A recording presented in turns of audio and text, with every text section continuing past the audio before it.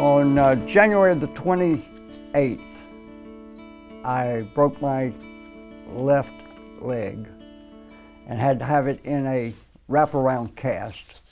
But I had been looking forward to going fishing all winter long.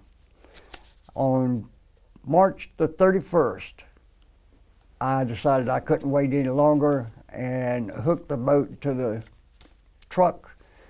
I checked everything to make sure that I had the plug in and that it was unplugged from the battery charger. I started down to Wayside Park on Highway 85 south of Crestview. And just before I got to the launch, I remembered that I had taken the life vest out of the boat and had stored it in the garage, and I had forgotten to put it back in the boat. I decided I was only about a half a mile from Walmart, so I turned around and drove to Walmart and bought a brand new life vest. I got down to the launch. I double-checked the boat, made sure that the plug was still in, everything was fine and dandy, and I launched the boat. I was headed upstream. Everything seemed to be working fine on the boat, and so that came to a bend that I wanted to fish. So I let the boat drift up against a log that was there, and I had noticed that the boat was being a little sluggish with the electric motor, but I thought maybe I just wasn't quite used to it as of yet, it being the first trip out.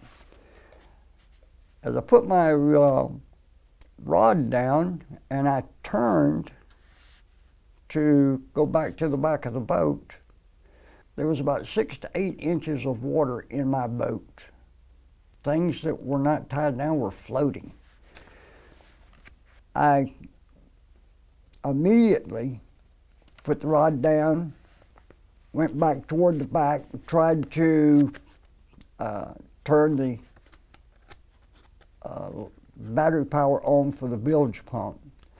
And as I stepped back, the transom went completely under the water.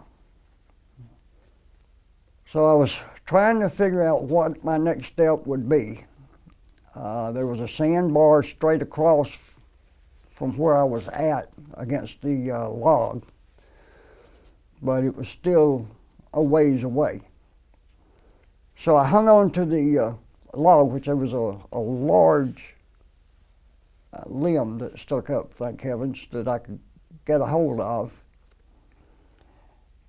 And eventually the boat turned completely on its side and the water just finished coming in.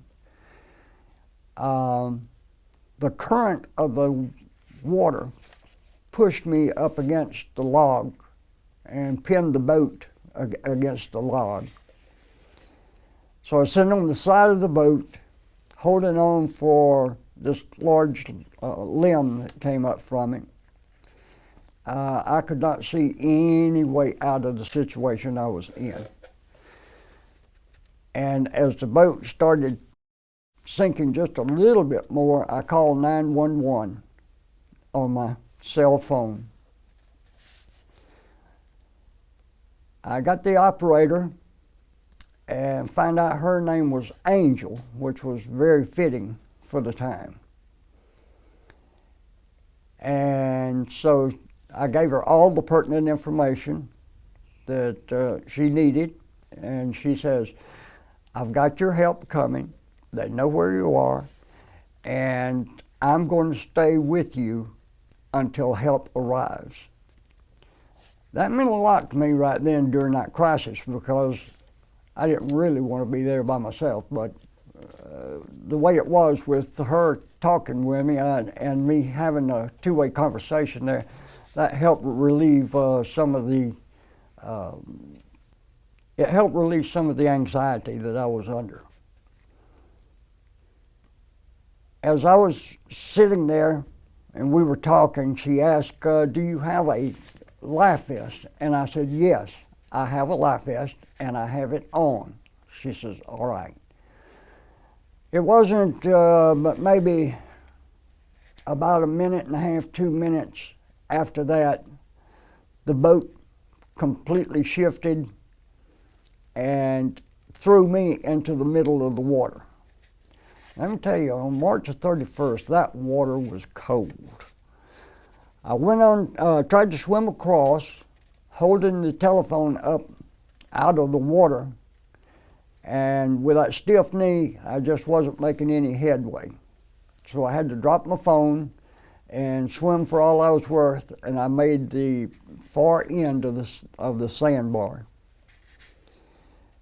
I was able to crawl out onto the sandbar, and I could hear the sirens and everything in the distance coming, so I knew that they knew where I was and that it wouldn't be too much longer before somebody would come and find me. I feel very fortunate to be here myself. It's with the fate of my God and that life vest.